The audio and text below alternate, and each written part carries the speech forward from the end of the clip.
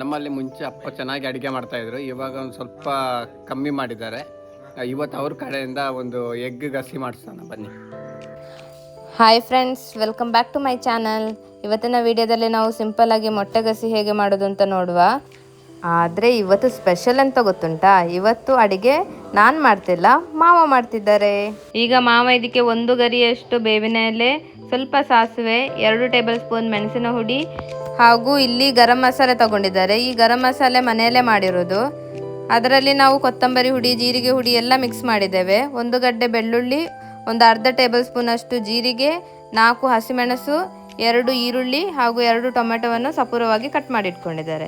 ಈಗ ಫಸ್ಟ್ ಬಾಣಲಿಯಲ್ಲಿ ಎಣ್ಣೆ ಹಾಕೊಂಡಿದ್ದಾರೆ. ಇದಕ್ಕೆ ಈಗ ಸಾಸಿವೆ ಮತ್ತು ಕರಿ ಲೀವ್ಸನ್ನು ಹಾಕೊಂಡು ಚಂದ ಫ್ರೈ ಮಾಡಿಕೊಳ್ತಾರೆ. ಈಗ ಜೀರಿಗೆ ಉಂಟಲ್ಲ, ಈಗ ಜೀರಿಗೆಯನ್ನು ಆ್ಯಡ್ ಮಾಡಿಕೊಳ್ತಿದ್ದಾರೆ. ಇವಾಗ ಬೆಳ್ಳುಳ್ಳಿಯನ್ನು ಸಣ್ಣಗೆ ಕಟ್ ಮಾಡಿ ಇಟ್ಕೊಂಡಿದ್ದಾರೆ ನೋಡಿ, ಆ ಬೆಳ್ಳುಳ್ಳಿನ ಆ್ಯಡ್ ಮಾಡ್ತಾರೆ. ಬೆಳ್ಳುಳ್ಳಿ ಮತ್ತು ಹಸಿಮೆಣಸನ್ನು ಚೆನ್ನಾಗಿ ಕಟ್ ಮಾಡಿ ಮಾಡಿದ್ದನ್ನು ಇವಾಗ ಆ್ಯಡ್ ಮಾಡ್ಕೊಳ್ತಾರೆ. ಈಗ ಚಂದ ನೋಡಿ ಚಟ್ಪಟ ಹೇಳ್ತಾ ಉಂಟು. ಸೊ ಅಲ್ಲಿ ತನಕ ಅದನ್ನು ಚೆನ್ನಾಗಿ ಫ್ರೈ ಮಾಡ್ಕೊಳ್ಬೇಕು.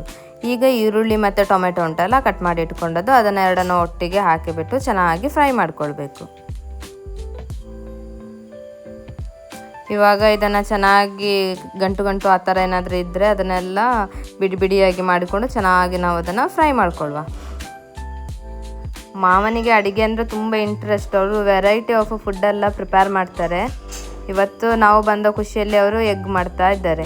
ಈಗ ಇದಕ್ಕೆ ಉಪ್ಪು ಮತ್ತು 1 ಚಿಟಿಕೆಯಷ್ಟು ಅರಿಶಿಣ ಹುಡಿ ಹಾಕ್ಕೊಂಡು ಚೆನ್ನಾಗಿ ಫ್ರೈ ಮಾಡ್ಕೊಳ್ತಾ ಇದ್ದಾರೆ ಮಾವ ಇವಾಗ. ಈಗ ನಾವೆಂತ ಗೊತ್ತುಂಟಾ, ಈಗ ನಾವು ಒಂದು 2 ಆಲೂಗಡ್ಡೆ ತಗೊಂಡಿದ್ವಿ. ಅದನ್ನು ಚಂದ ಬೇಯಿಸಿ ಇಟ್ಕೊಂಡಿದ್ವಿ. ಅದನ್ನು ನಾಗ ಹೇಳಲಿಕ್ಕೆ ಬಿಟ್ಟೋಯ್ತು. ಸೊ ಅದನ್ನು ನಾವು ಈ ಸ್ಟೇಜಲ್ಲಿ ಆ್ಯಡ್ ಮಾಡಿಕೊಳ್ತಿದ್ದೇವೆ. ಈಗ ಒಂದು 15 ನಿಮಿಷ ಬೇಯಿಸಿಟ್ಟುಕೊಂಡಿದ್ವಿ. ಅದನ್ನು ಕಟ್ ಮಾಡಿ ಇದಕ್ಕೆ ಆ್ಯಡ್ ಮಾಡಿಕೊಂಡ್ವಿ. ಮತ್ತು ಸ್ವಲ್ಪ ನಾವು ಶುಂಠಿ ಬೆಳ್ಳುಳ್ಳಿ ಪೇಸ್ಟನ್ನು ಹಾಕ್ಕೊಂಡಿದ್ದೀವಿ. ಈಗ ನಾವು ಆಗ ಮೆಣಸಿನ ಹುಡಿ ಇಟ್ಕೊಂಡಿದ್ವಿ ನೋಡಿ, ಮೆಣಸಿನ ಹುಡಿ ಮತ್ತು garam masala powder home made ಮಾಡಿ ಇಟ್ಟಿದ್ವಲ್ಲ, ಅದನ್ನು ಕೂಡ ಆ್ಯಡ್ ಮಾಡ್ಕೊಂಡಿವಿ. ಇದನ್ನು ಹಾಕಿಬಿಟ್ಟು ನಾವು ಚೆನ್ನಾಗಿ ಫ್ರೈ ಮಾಡ್ಕೊಳ್ಳುವ. ಈಗ ಇದಕ್ಕೆ 2 ಗ್ಲಾಸ್ನಷ್ಟು ನೀರನ್ನು ಹಾಕ್ಕೊಳ್ಳುವ. ಬಿಸಿನೀರಿತ್ತು, ಸೊ ಆ ಬಿಸಿನೀರನ್ನು ಆ್ಯಡ್ ಮಾಡ್ಕೊಂಡ್ವಿ. ಬಿಸಿನೀರು ಹಾಕಿದರೆ ಬೇಗ ಇದು ಬಾಯ್ಲ್ ಕೂಡ ಆಗುತ್ತೆ. ಸೊ ಇವಾಗ ನೋಡಿ ಈ ಥರ ಕನ್ಸಿಸ್ಟೆನ್ಸಿ ಬರಬೇಕು. ಸೊ ಅಲ್ಲಿ ತನಕ ಅದನ್ನು ಫ್ರೈ ಮಾಡ್ಕೊಳ್ಳುವ. ನೋಡಿ ಇವಾಗ ಚೆನ್ನಾಗಿ ಅದು ಬಾಯ್ಲ್ ಆಗ್ತಾ ಇದೆ. ಸೊ ಇವಾಗ ಲಾಸ್ಟ್ ಸ್ಟೇಜಿಗೆ ಒಂದು ಉಪ್ಪು ಹಾಕಿ ಮೊಟ್ಟೆ ಈಗ ನಾವು ತೆಗೆದಿಟ್ಕೊಂಡಿದ್ವಲ್ಲ ಬೇಯಿಸಿಬಿಟ್ಟು, ಆ ಮೊಟ್ಟೆನ ಈ ಸ್ಟೇಜಲ್ಲಿ ಆ್ಯಡ್ ಮಾಡ್ಕೊಳ್ತಾ ಇದ್ದೀವಿ. ಮೊಟ್ಟೆನ ನಾವು ಮಾರ್ಕ್ ಮಾಡಿ ಇಟ್ಕೊಂಡಿದ್ದೇವೆ ನೋಡಿ. ಹಾಗೆ ಮಾರ್ಕ್ ಮಾಡಿ ಇಟ್ಕೊಂಡ್ರೆ ಮಸಾಲೆ ಚೆನ್ನಾಗಿ ಅಬ್ಸರ್ವ್ ಮಾಡ್ಕೊಳ್ಳುತ್ತೆ. ಮತ್ತು ನಾವು ಈ ಸ್ಟೇಜಲ್ಲಿ ಮೊಟ್ಟೆನ ಒಡೆದು ಕೂಡ ಹಾಕ್ಕೊಳ್ಬೋದು. ಮಾವನ ಕೈ ರುಚಿ ತುಂಬ ಚೆನ್ನಾಗಿದೆ. ಅವರು ಏನೇ ಕುಕ್ ಮಾಡಿದ್ರು ತುಂಬ ಸಿಂಪಲ್ ಆಗಿ ಮಾಡ್ತಾರೆ, ತುಂಬ ಟೇಸ್ಟಿಯಾಗಿ ಮಾಡ್ತಾರೆ. ಸೊ ಇವಾಗ ನೋಡಿ ಗ್ರೇವಿ ರೆಡಿ ಆಗಿದೆ, ಚೆನ್ನಾಗಿ ಬಾಯ್ಲ್ ಆಗ್ತಿದೆ ನೋಡಿ. ನಮ್ಮ ಸಿಂಪಲ್ ಆದ ಎಗ್ ಕರಿ ರೆಡಿ ಆಗಿದೆ. ಗಸಿ ರೆಡಿ, ಸವಿಯಲು ಸಿದ್ಧ. ನಾನು ಟೇಸ್ಟ್ ಮಾಡ್ತೇನೆ.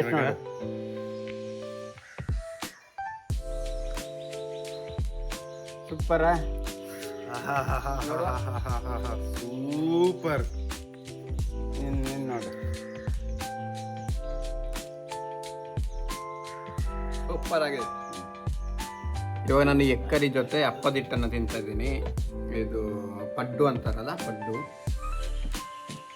ನೋಡೋಣ, ಟೇಸ್ಟ್ ಮಾಡೋಣ. ಎಗ್ನ ಸೇರಿಸ್ಕೊಂಡು ತಿಂತೀನಿ. ವಾಹ್, ಸೂಪರ್ ಆಗಿದೆ. ಈ ಥರ ಡೈಲಿ ಮಾಡಿಕೊಡೋರಿದ್ರೆ ವೀಕ್ಲಿ ಒನ್ಸ್ ಊರಿಗೆ ಬರೋಣ ಅನಿಸುತ್ತೆ.